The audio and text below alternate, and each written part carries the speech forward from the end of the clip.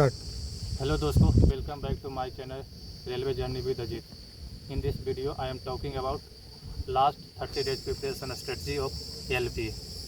इस वीडियो में हम लोग बात करेंगे कि मतलब लास्ट टाइम में जो है प्रिपरेशन की क्या मतलब रणनीति होना चाहिए, कितना मतलब पढ़ना है, कितना रिवीजन करना है, कितना मॉक टेस्ट लगाना है, और पढ़ने से ज़्यादा इम्पोर्टेंट है कि लास्ट टाइम में क्या छोड़ना है। तो इस पर हम लोग बात करेंगे। जैसे LP CBT 1 आप लोग क्लियर कर चुके हैं, अब CBT 2 है। तो CBT 2 में टेक्निकल भी है और नॉन टेक भी है। टेक्निकल ट्रेड हो गया, ट्रेड में जैसे आपका 75 जो है ट्रेड है, आपका ब्रांच अलग अलग ट्रेड हो सकता है, इलेक्ट्रीशियन हो सकता है, फिटर हो सकता है, अलग अलग डिपार्टमेंट हो सकता है, हीट इंजन है, RC है, तो अलग अलग ब्रांच है।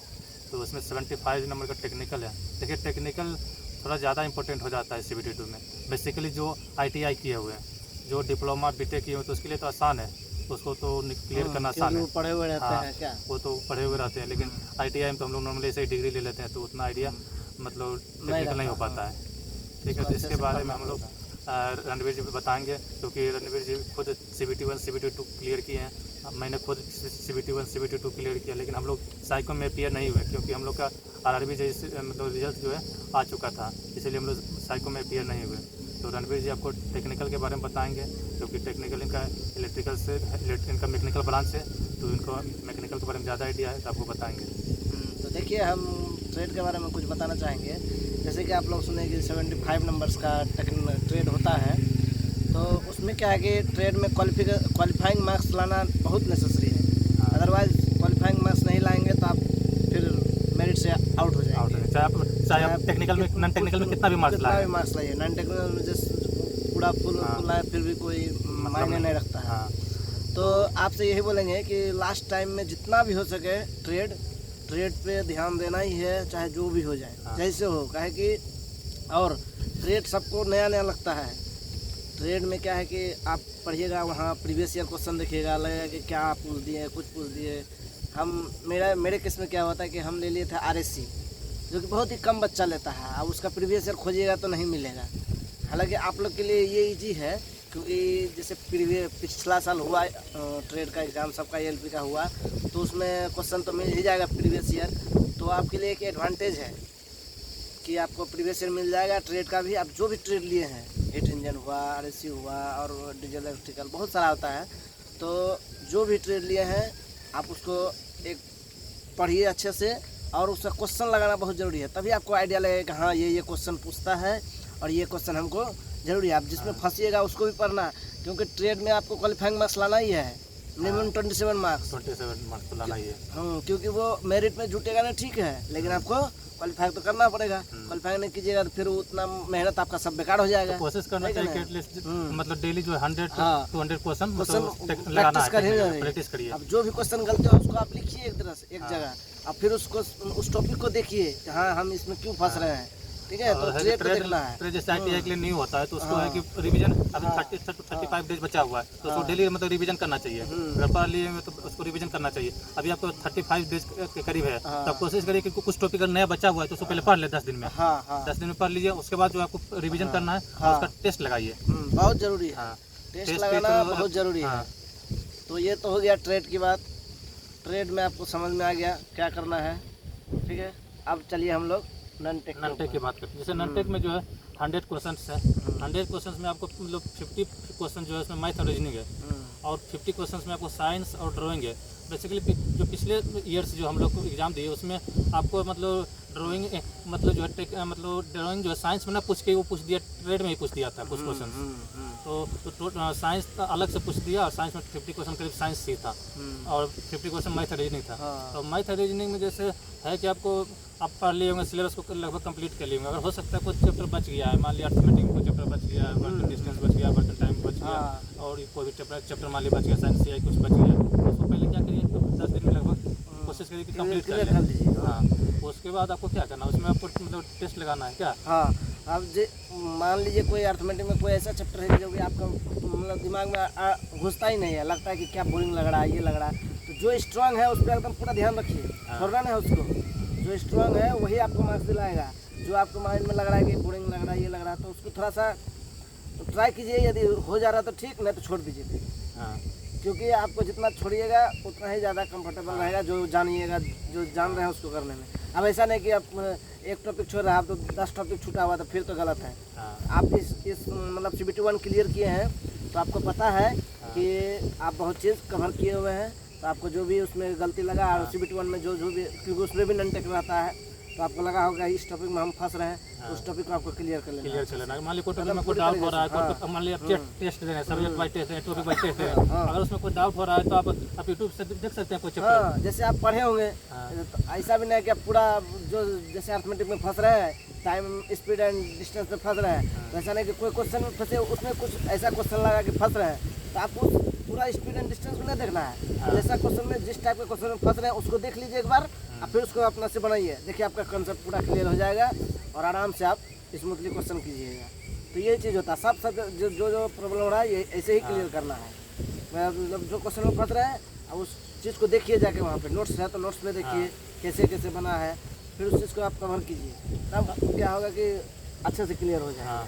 और हम देखिए रीजनिंग तो मैं इसके बारे में बता दी, हम रीजनिंग के बारे में बताते हैं। मैंने खुद SSC JEE मतलब 2 टाइम्स क्लियर किए हैं, इस बार भी मेरा SSC JEE क्लियर हुआ है, पिछले बार भी SSC JEE क्लियर हुआ था। तो उसमें जो है SSC JEE में जैसे 50 मार्क्स का रीजनिंग पूछता था, उसके बारे में ज़्यादा आइडिया था। रीजनिंग के बारे में क्या आपको रीजनिंग देखिए अधिकतर का मतलब मोस्टली अच्छा ही होता है रीजनिंग, ठीक है। तो उसको और उसमें क्या करना है ना, मेन है इंपॉर्टेंट है टाइम मतलब मैनेज करना, कि कम टाइम में कैसे जल्दी हम क्वेश्चन को सोल्व कर सकते हैं, ठीक है। तो उसके लिए क्या कर सकते हैं, आप टेस्ट लगाइए 50 क्वेश्चन का, आप जो है टेक्स्ट बुक के थ्रू टेस्ट देके आप उसमें 50 क्वेश्चन का प्रैक्टिस करिए, टेस्ट लगाइए, तो उससे होगा ना कि आपका मतलब रीजनिंग में स्पीड आ जाएगा, ठीक है। तो ये आप कर सकते हैं रीजनिंग के लिए। तो ऐसे ही करके कोई टॉपिक मान लीजिए आपको दिक्कत हो रहा है, प्रॉब्लम हो रहा है, तो आप क्या करिए उस टॉपिक को मतलब आप यूट्यूब पर देख लीजिए, तो वो टॉपिक भी आपको मतलब अच्छा आ जाएगा। तो इस तरह से आप रीजनिंग को टेस्ट के थ्रू मतलब इम्प्रूव कर सकते हैं। अब रीजनिंग बहुत ईजी है, उतना टेंशन नहीं लेना है, लेकिन रीजनिंग को एक बार दोबारा प्रैक्टिस कीजिएगा, आराम से आपको समझ में आ जाएगा। अब बात रहा 50 क्वेश्चन जिसमें साइंस है। देखिए साइंस मतलब आप पहले भी CBT1 में पढ़े होंगे और इस बार भी CBT उतना हार्ड नहीं है, उतना हार्ड नहीं है, तो आप कोशिश करिए ना, को जितना हो सके पढ़ लीजिए अच्छा। हाँ प्रीवियस से पढ़ लीजिए।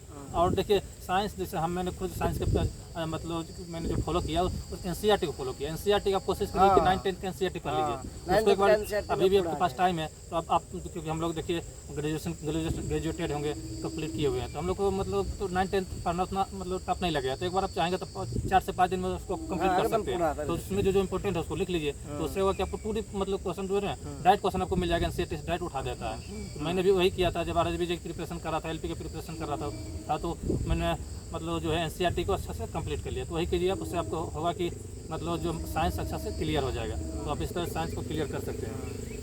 यही बोलना चाहेंगे कि आप लोग मेहनत कीजिए पूरा जोर शोर से, जितना हो सके जितना, क्योंकि भाई एक बार कहीं आप इस लाइन में घुस गए ना, बहुत ही अच्छा लगेगा आपको, पूरा एंजॉय आएगा। रेलवे लाइन बहुत अच्छा है और बहुत सारा फैसिलिटी प्रोवाइड करता है, पास है आपको, पास का है, मेडिकल फैसिलिटी है, बहुत चीज़ है।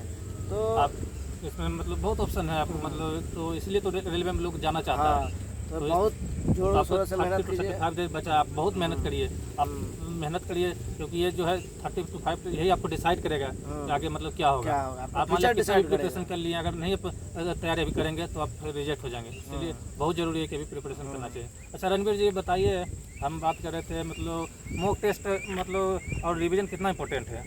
मॉक टेस्ट रिवीजन तो बहुत ही इंपॉर्टेंट है, जितना मॉक टेस्ट लगाइएगा। लेकिन मॉक टेस्ट ऐसा नहीं कि लगाते गए पीछे कुछ रिवीजन नहीं करें, मॉक टेस्ट देखने रहे, ऐसा नहीं होता। जो भी नंबर आ रहा है उसको एक्सेप्ट कीजिए, और जो भी गलती हो रहा है मॉक टेस्ट में, मॉक टेस्ट को मतलब दिल पर नहीं लेना, वो तो खुद का इंप्रूवमेंट के लिए है। इंप्रूवमेंट के लिए है। जो भी आ रहा है, जो भी आपको गलती हो रहा है, उस चीज़ को 2 बार 3 बार देखिए मॉक टेस्ट। एक मॉक टेस्ट दीजिए, अब देख लीजिए क्या क्या गलती हुआ, ठीक है। उस क्वेश्चन को देख लिए, फिर से एक बार उसको देखिए, सॉल्यूशन देखिए, तो उससे क्या होगा आपका माइंड में कब होगा, हाँ ये टॉपिक था, ये गलती किए थे, अब फिर अब दोबारा आप गलती नहीं कीजिएगा, एग्जाम में भी नहीं कीजिएगा।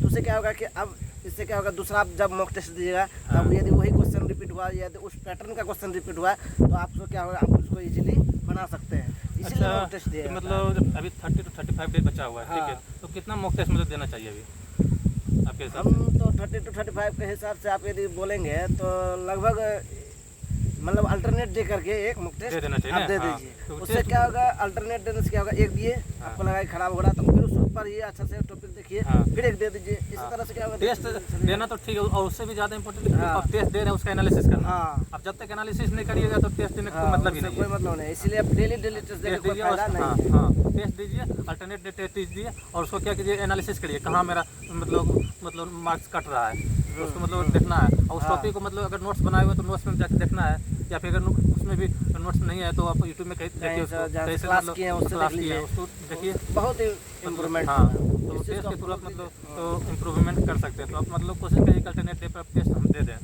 और रिवीजन तो बहुत जरूरी है, हाँ, कितना रिवीजन आप कितना भी पढ़ लिए, दूसरा आपको कुछ ना होगा। अगर याद नहीं है तो फिर आप एग्जाम में क्लिक नहीं करेगा तो कोई मतलब नहीं पढ़ने का। तो रिवीजन भी बहुत जरूरी है, हाँ। इसलिए रिवीजन पर भी फोकस करना, मॉक टेस्ट देना है, रिवीजन करना है, ये वही बहुत इसीलिए जरूरी बोला है। है कि मॉक टेस्ट के थ्रू ही आप रिवीजन कर लीजिए। क्या हाँ मॉक टेस्ट दे दिए, अब इस टॉपिक में पढ़े, मॉक टेस्ट क्लियर हो गया, अब जो बचा है आप रिवीजन भी एक बार कर लीजिए थ्रू। और एक चीज़ है ना कि लास्ट में लोग को लगता है कि क्या क्या पढ़ लें, कहाँ से नोट्स मिल जाए, टेलीग्राम पर नोट्स उठा रहा है, कहीं बुक नया पढ़ रहा है, तो लास्ट में मतलब ये सब चीज़ नहीं करना, भाग नहीं नहीं पढ़ना करना है। है। हाँ, जो पढ़े उस पर आप विश्वास करिए। बस अपने में कॉन्फिडेंस जगाइए, हाँ। एकदम जितना कॉन्फिडेंस होगा हाँ। उतना ज़्यादा आपको मार्क्स आएगा, हाँ। क्योंकि हम लोग को कॉन्फिडेंस था कि हो ही जाएगा चाहे हाँ। जैसे हो, इसलिए हम लोग आराम से दिए थे, कॉन्फिडेंस था। हाँ। तो आप में भी एक आप CBT 1 दे के आए हैं, हाँ। अब क्लियर है आपका, तो आपको कॉन्फिडेंस तो होगा ही, हाँ। और कॉन्फिडेंस आपको रखना ही होगा। हाँ, देखिए CBT2 बहुत इंपॉर्टेंट है, क्योंकि इसमें जो है 72 जो है इसलिए इम्पोर्टेंट है क्योंकि इसका मार्क्स का वेटेज ज़्यादा है। हाँ। आपका 70% जो है इससे मतलब एड होगा, और 30% आपका साइको से एड होगा। साइको से तो आप इसमें जितना अच्छा मार्क्स लाएंगे वो आपके लिए अच्छा रहेगा। तो साइको में थोड़ा कम भी मार्क्स आएगा तो फिर प्रॉब्लम नहीं होगा। इसमें इसलिए कोशिश करिए कि ज़्यादा से ज़्यादा मार्क्स लाने का, तो आपके लिए अच्छा रहेगा। साइको में क्या है कि आपको जितना भी आप पढ़ लीजिएगा, साइको बहुत प्रैक्टिस का चीज़ है। आप देखिएगा एक बार प्रैक्टिस करके, हाँ। तो साइको बहुत प्रैक्टिस का चीज़ है। हाँ, तो इसलिए कोशिश करिए कि मतलब जो है CBT2 मतलब सीरियसली लें, और ज़्यादा से ज़्यादा मतलब हार्डवर्क करें, हाँ। यही आपको मतलब फ्यूचर डिसाइड करेगा। हाँ, हाँ। तो इसलिए मेहनत करिए। मेहनत करिए और अच्छे से हाँ। हम सब हाँ, बहुत अच्छे से कीजिए। तैयारी करिए। और अगर हमारी वीडियो अच्छा लगा है तो आप लाइक लाइक और सब्सक्राइब शेयर- करिए, शेयर करिए दोस्तों से। और अगर आप हम रिकमेंड करेंगे किसी वीडियो मतलब कमेंट में मैसेज करिए, अगर आपको किसी चीज़ और कोई दिक्कत है कोई तो प्रॉब्लम है, हम- या कोई चीज़ प्रॉब्लम हो रहा है तो आप मैसेज करिए, हम लोग जल्द से जल्द उसका रिप्लाई देने की रिप्लाई कोशिश करेंगे। करेंगे। All the best for your All the exam. best. Thank you. Thank you.